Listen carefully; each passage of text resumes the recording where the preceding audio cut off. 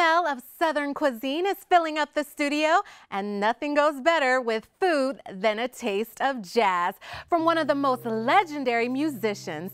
You don't want to miss what we've got cooking up for you on tonight's show, so pour yourself a glass of wine and cuddle up next to your boo, because this episode of Front Row Center will definitely put you in the mood. And it starts right now.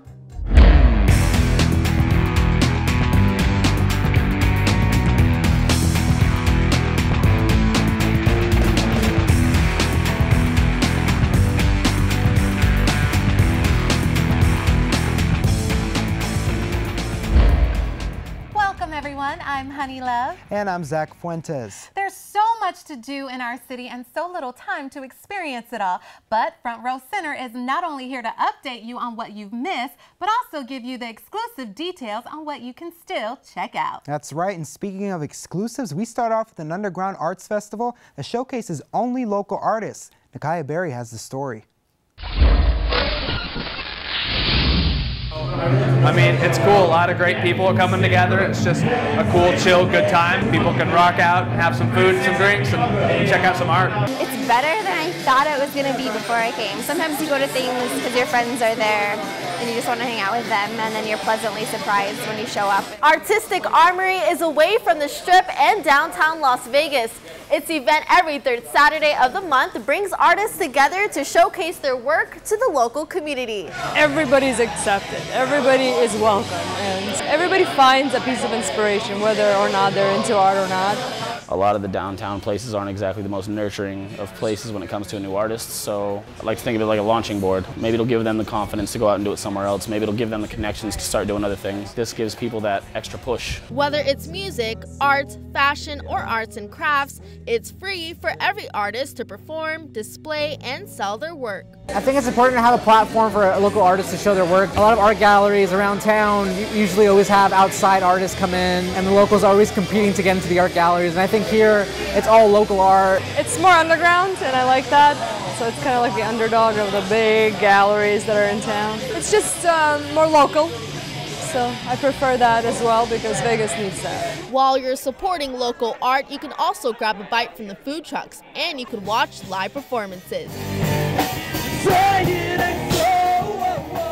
Even still, Artistic Armory's third Saturday event is a small-minded, community-based environment. Small events like this are like where it's at. This is where a city like Las Vegas can become a real city with real culture and an art community. I don't want to be a big gallery. I don't want to sell million-dollar paintings. Art's for everyone, and I'd rather have my paintings hanging up in a single-bedroom living room that 6 people share than be in some rich guy's 7th bathroom. Everyone is encouraged to share their art or music, and all ages can appreciate the creativity. Reporting for Front Row Center, I'm Nakaya Berry. From serving his country for 21 years in the United States Air Force to serving delicious Southern cuisine to celebrities, his passion for cooking began more than 30 years ago. Please welcome to the show, Delano Chef Dede Jackson. Hi, Thank Chef. you. Hi, how are you today? Very good. How are Great. you doing? I'm doing fantastic. Okay, so I have to say, it smells so good up in here. What are you going to be cooking for us today? Well, today I'm going to be preparing for you some shrimp and grits. Okay. I'll also be preparing ribs and my famous signature macaroni and cheese. Yummy. I love shrimp and grits. Okay, so what do we do first here? Well, first thing you want to do is boil about 3 cups of water, which I've already done. After you boil 3 cups of water, you want to turn the temperature down so that you don't have water and things splashing all over the place. Right. Once your water has come to a boil, you pour your grits in there, and it cook maybe about 5 minutes. And once your grits are prepared, so you only cook grits for 5 minutes? You can. I thought they took a long time to cook. No, well, for the folks at home and maybe even yourself, you know, you don't want to have to be in the kitchen all day long, so you can actually go to the grocery store and buy grits that can be prepared in about 5 minutes. Oh, nice. And now what I do is I use some extra seasonings. Uh-huh. I don't want to spill the beans because I am going to be putting out a cookbook, but there's some extra seasonings in these grits that nobody else is doing. We don't get the secret sauce, guys. You're going to love this. You're going to love this when you taste it. So where did you get the name JD from? Well, as you mentioned, I spent 21 years in the United States Air Force. I played football in the Air Force for about 3 years. Okay. And my coach one day got excited about me running the ball, and I scored a touchdown and started yelling, "Jack Daddy, go Jack Daddy, go Jack Daddy." So my teammates start calling me Jack Daddy. I got a personalized license plate that said Jack Daddy, and before you knew it, it just kind of stuck. And this was many years ago. So that's where the initials JD came from. Okay. And how did you start cooking Southern cuisine? Well, obviously, you know, being African American, I grew up in a household. My grandparents and my grandparents' parents are from the South, originally from Alabama. And that's where the roots come from, from the South. So I began cooking at a very young age up under my grandmother's wing. She started teaching me how to do certain things when I was about 8 years of age. And for some reason, while my friends and my buddies were outside doing other things, I wanted to be up under grandma in the kitchen. So it was something that came natural, and I just loved doing it. And I'm sure it was a bonding experience for yourself and your grandmother. Absolutely. My grandmother was probably, she was the dearest thing to me. She's passed away now, but some of my dishes are actually named after her. I have a barbecue sauce that is a signature sauce that I named after her called Ruby sauce. My grandmother's name was Ruby. Ruby sauce. I love it. So is this one of her dishes that you used to cook together? Actually, no, it is not. This is a dish that is part of a Southern cuisine menu. It's not something that my grandmother actually taught me to cook, but you know, I have to say this, bless my grandmother, I took cooking to a whole nother level. It actually got She showed you the basics. She showed me the basics, and then you took it up a notch. Absolutely. Thanks, Grandma. And I tell you, before she passed away, you know, at all the family functions, my grandmother would sit down and she would tell folks that came over for the events, I'm not doing any cooking on this Christmas or this Thanksgiving because my grandson got this handled. Oh. So that made me feel real good. But what we've done here is we sauteed some shrimp with some green onions and a little seasoning mix that I call JD's mix, and I cooked some bacon strips. When you saute you get some extra seasoning to the shrimp. What I've done is taken a little bit of the oil off of the bacon. Now, I don't fry my bacon on a skillet. I actually bake it in the oven. That way it reaches a certain tenderness, and I can just pull it on out of the oven. And plus, cooking bacon on top of the stove, you know, you get grease popping all over the place, and I don't like that. Well, let's talk about some of these other dishes that you brought in here for us. Now, these are some of your signature dishes that, you know, some of the celebrities you've cooked for love. Absolutely. Tell us about some of the people you've cooked for. Well, one of the things that my grandmother taught me is that when you prepare a rib, you should be able to eat a rib and not put anything on it. When I say anything on it, I mean sauces. Now, a lot of people just like sauce, and I do have a sauce that is great that complements this rib like no other sauce can. But when I prepare these ribs are prepared using a charcoal grill and thyme and love and the traditions of Southern cooking. The macaroni and cheese, this is my own recipe. Again, I can't spill the beans, but this macaroni and cheese has been served to many celebrities. I cook for the mothers of professional basketball players, Jerome Williams, the Corrales family. And I tell you, cooking for the mothers of professional basketball players, Miss Shaquille O'Neal is the president of the organization. That was probably the most challenging event that I did because I had all these women that were the mothers of some of the greatest NBA basketball players, all in this one setting looking at me. And I'm like, oh my God, if they don't like my cooking, I'm gonna get beat up here. And you also cooked the mac and cheese for Michael Strahan, right? Yes, I did. Michael Strahan, Nicole Murphy, they came here to Las Vegas and did an event a couple years ago. And the event was a great success. And I was actually very honored that they brought me on board to provide a meal for them. All right, well, everyone, I'm gonna taste this. These shrimp and grits. I love, okay, so I can't eat the bacon, but I'm gonna eat this shrimp, everyone. Okay, let's see. Tell the truth.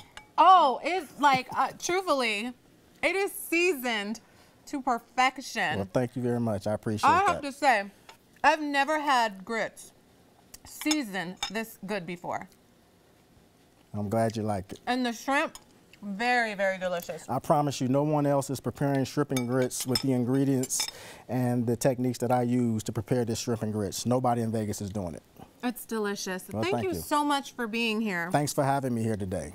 All right, everyone. Chef JD, he's going to come out with the cookbook, so be looking for that in the store.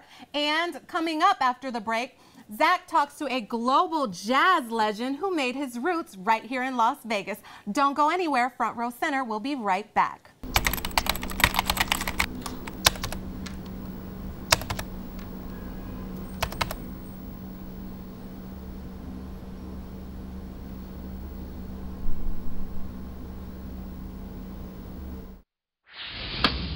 From Spain to Las Vegas, our next guest plays his own unique style of jazz music and has played it for some of the most elite people in the world. We're so excited to welcome Toto Zara. Welcome. Thank you so much for being here. We're excited. So tell us, how did you get into music?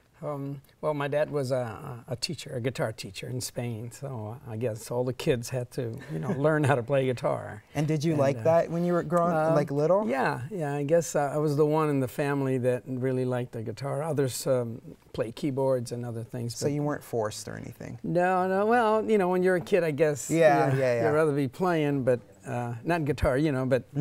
But I liked it from the beginning, so I guess made it my life, my hobby. And so the whole family was on board with this then? Yeah. And you guys traveled around, I read in your bio and stuff. All over. What was that like working with the family? Well, we were 3 boys and 3 girls, so we everybody played a different instrument, and we used to play with a lot of the English groups like Herman's Hermits. I don't know. Wow. I mean, back then. Yeah, yeah. And then we came to Las Vegas to perform at Caesar's Palace, and then everybody left the music business, and I was left with the guitar. And you've been in Vegas ever since then? Yeah, quite a while. So you play jazz music, but I hear a little something added to it. There's something different about your style of jaz. Well, a little bit of Spanish influence, not so much flamenco, but the nouveau flamenco, as they call it. And what I'm going to play today is just a little more like smooth jazz. But I always I can't help adding a little Spanish flavor to it. No, I mean, it's who you are. And I heard it in soundcheck. It really is something different. It's definitely jazz as we know it. But there was, we definitely heard that fusion in there. What would you say to somebody who wants to get into jazz music or performing like you do? What advice? Well, try to invent things, try to improvise, because jazz is all about improvisation. Yeah. So just try to be creative in your own world and learn theory, because that'll help you. That'll go a long way.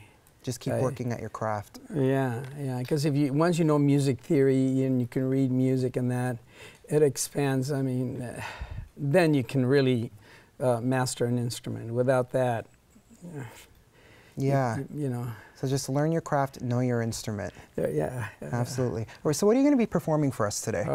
It's a song from a CD I'm working on, a smooth jazz CD, and it's called the title of the CD is called Latin Quarter, after the Quartier Latin in Paris, where all the jazz clubs are at. And it's kind of like my impersonation or improvisations of what I've learned, from being, in those clubs and listening to the different musicians there. Well, anyway. we look forward to hearing it. Thank you. Take it away. All right.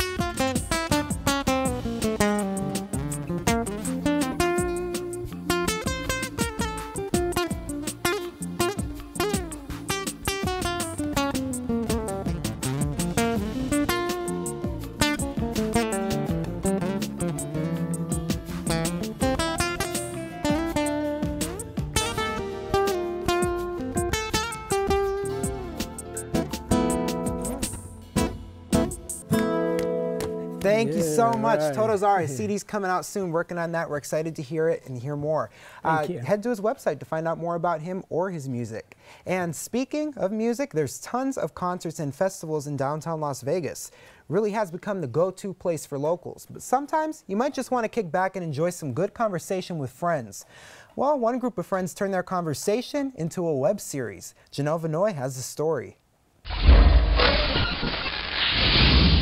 It's just a fun atmosphere. Just talking to people beforehand and afterhand. Just all the people that come there and just get together and just talk to each other. Just a fun environment. Downtown Podcast TV is the newest thing to hit downtown Las Vegas. The idea was created by Dylan Jorgensen, who decided to bring together a group of friends and discuss topics that are near and dear to their heart. The concept was that stuff is happening downtown, and in a lot of ways people don't know about it. We don't have our own news organization because we're just sort of a group that's trying to revitalize the city and trying to be entrepreneurial. What started in his apartment over a year ago has grown into a following that has for now brought them to the intimacy of the Scullery Theater on the corner of 6th and Ogden. It's a small world now. Downtown Podcast TV all consists of volunteers that have a passion in contributing into the growth of downtown Las Vegas. I came into it, Dylan offered me an awesome opportunity to be part of this. I saw the energy here and I wanted to be a part of it. I love it. It's making me more part of the community, meeting awesome people, awesome sponsors. Dylan, the host, is just an awesome guy. But this isn't your typical podcast just involving audio recorded interviews. Downtown Podcast TV includes a live studio audience and fun antics throughout the show. They also touch on community issues, how to be the best entrepreneur you can be, and involve their fans to create ideas for the show. They really seem to care about like knowing their neighbors, kind of, so that's our strong suit. I feel like downtown is going through something that is so exciting and special, and we haven't seen it before. Downtown Podcast TV continues to grow and hope to move into a bigger space in the near future. And with that, Dylan and his marketing director, Evelyn Sabino, will start a Kickstarter campaign to raise funds. Be a part of the show and reserve your spot ASAP. Go to downtownpodcast.tv for more info and where they will be filming next. For Front Row Center, this is Janelle Vinoy. Coming up on Front Row Center, step out with Nakaya Berry and see what's happening this week. But up next, thought you knew all there was to know about Las Vegas? Well, in this week's Did You Know, I take you on a tour of some of the Strip's biggest shows and the history behind them. Stay with us, we'll be back. My team depends on me. And my team is 50,000 strong. This is what it feels like to be part of a team. A winning team. The Action Team.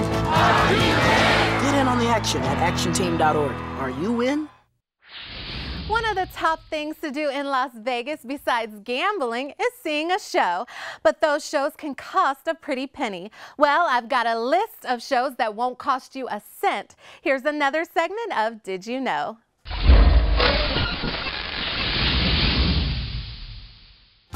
Las Vegas is known as the entertainment capital of the world with tons of shows and attractions to see. It can leave your wallet empty. But did you know that there are also free shows to see right here on the Strip? The Fall of Atlantis rises again at the Forum Shops in Caesars. After undergoing massive renovations, it reopened back in 2013. If the sounds of thunder roaring, shooting flames, or splashing waters don't leave you astounded, then maybe the 9-foot-tall lifelike animatronic Roman statues or huge 20-foot dragon will.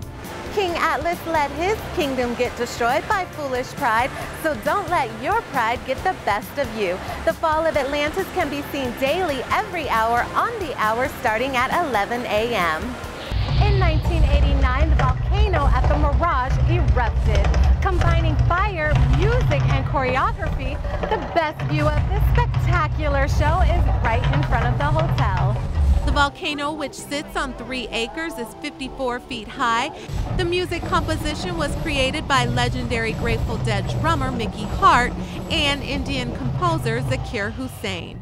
More than 150 fire shooters shoot fireballs more than 12 feet in the air, choreographed to the Primal soundtrack. On December 8, 2008, after undergoing a $25 million redesign, the volcano reopened and now contains a recording of actual volcanoes erupting, and paired with a state-of-the-art sound system, the audience will literally feel the volcano as it erupts. At the top of the list of free shows to see in Las Vegas is a breathtakingly beautiful union between water, music, and lights. The Bellagio Fountains made its debut back in 1998. The artificial lake is just over 8 acres, serviced by a freshwater well that was drilled to irrigate a golf course that previously existed on the site. The fountains offer a ballet of dancing water choreographed to music and lights. Whether you choose to see it at night or in the daytime, not only is the Fountain of Bellagio the top free show to see in Las Vegas, it's also the most romantic. I'm Honey Love, and now you know.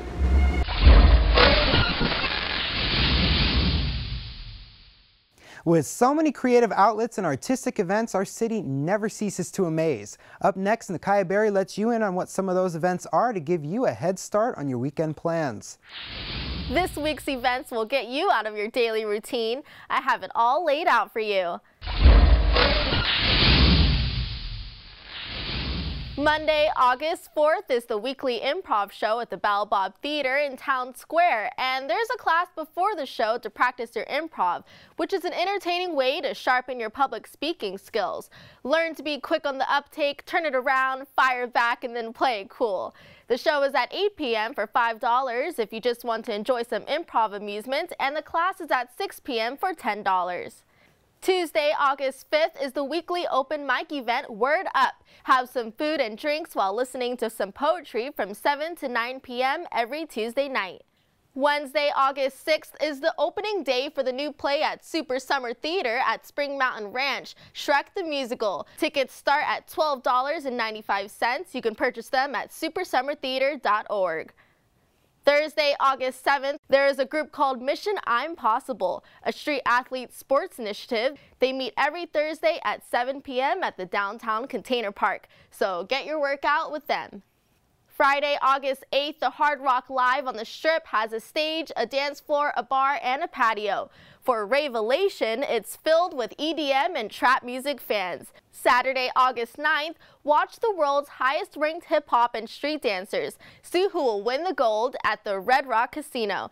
Sunday, August 10th, the Southern Nevada Railway train runs from the Nevada Railroad Museum in Boulder City. For more information, you can go to nevadasouthern.com. Well, that's it for Stepping Out with Nakaya Berry. I hope you try something new this week. Back to Zach and Honey. Well, Zach, I have to say, this was such a yummy show. Delicious on so many levels, musically. Yeah, okay, culinary. Everyone. Chef JD stuck around, and the crew is going to help themselves to the mac and cheese, the ribs, the grits.